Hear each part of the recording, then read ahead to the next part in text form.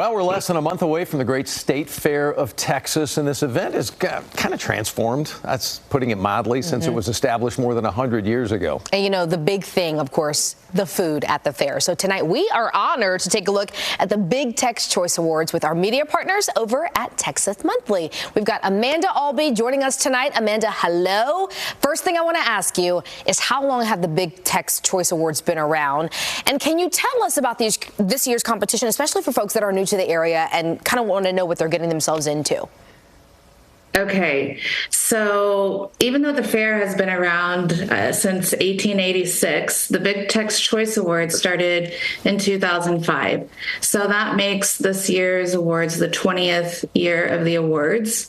And you probably have seen it, heard about it on Deep Fried Dynasty, or just any news publication in Texas talks about these Big Tex Choice Awards. It's a big deal for a lot of vendors that work at the fair.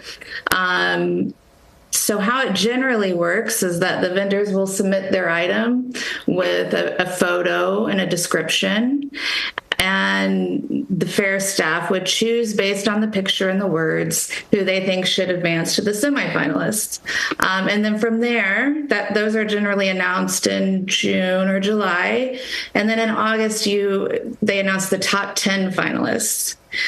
And then there's another announcement generally a couple of weeks before the fair starts, and that's where they announce the top 3 winners. So there's most creative, there's best taste, savory, and best taste sweet.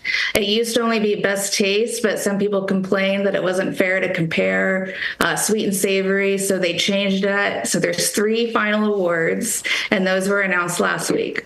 And somebody's always going to be upset, right? Yes, somebody's always got to be upset. Let's talk about the money side of this whole thing. Listen, State Fair of Texas and the food part of it and all of it. It's a for-profit business.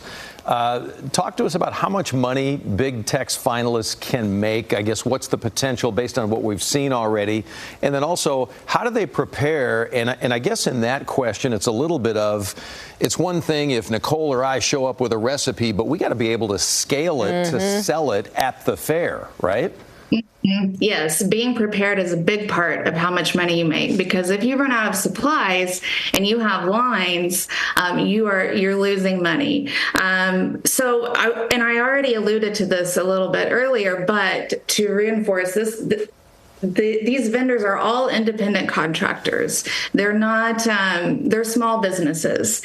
So, but how much they can make, based on my reporting, I was told that just being named a semifinalist can increase your earnings based on top of what you would already make by about $80,000. Getting into that top 10 finalist, that can increase your earnings by $200,000. Everybody who's a top 10 has a logo on the fair map, and they'll have a logo in front of their booth saying we're a top 10. And there are people that come, this is why the awards were created, people come to try these crazy foods.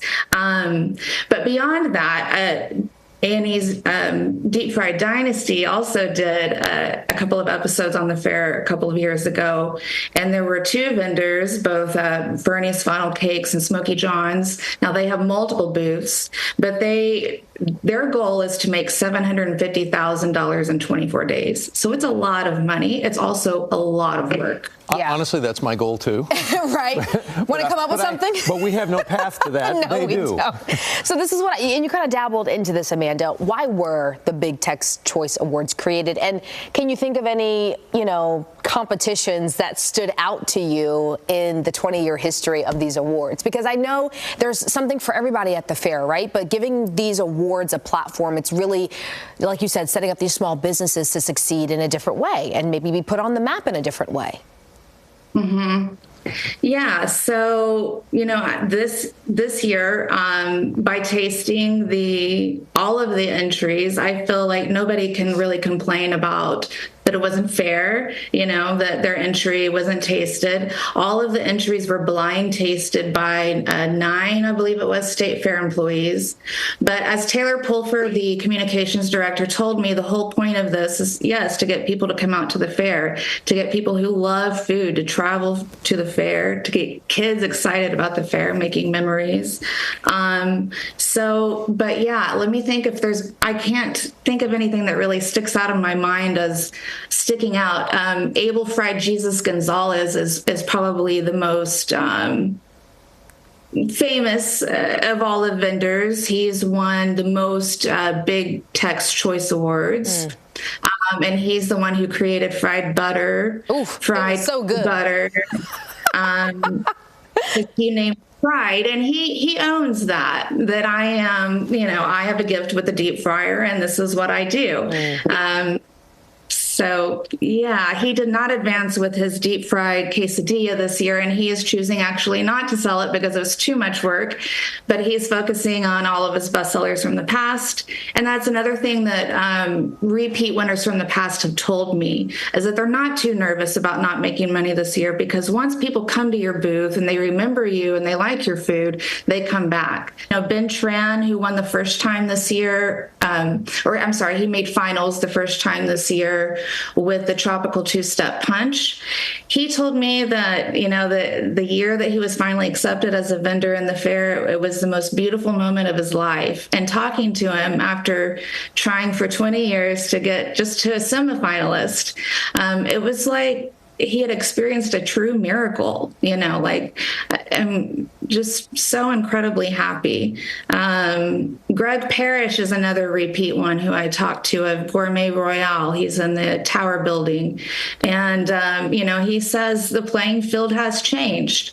He was one who told me that he would hire photographers in order to make sure that his application looked good, because he said, the payout is worth the investment if you get to the finals. So anyway, all of this to say, you can rest assured that this year, if you do buy a Big Tex Choice finalist food item, it's been tasted and tested by multiple people. And, are the awards moving away from fried food to more drinks and more maybe healthy items? Who's to say? I guess, that really depends on the consumer and what they want. And there's something for everybody. And now I'm hungry. That's all I can think of is the State Fair. Amanda, thank you so much for being with us tonight. If you at home want to read more about the State Fair and all the food that goes along with it, you can head on over to TexasMonthly.com.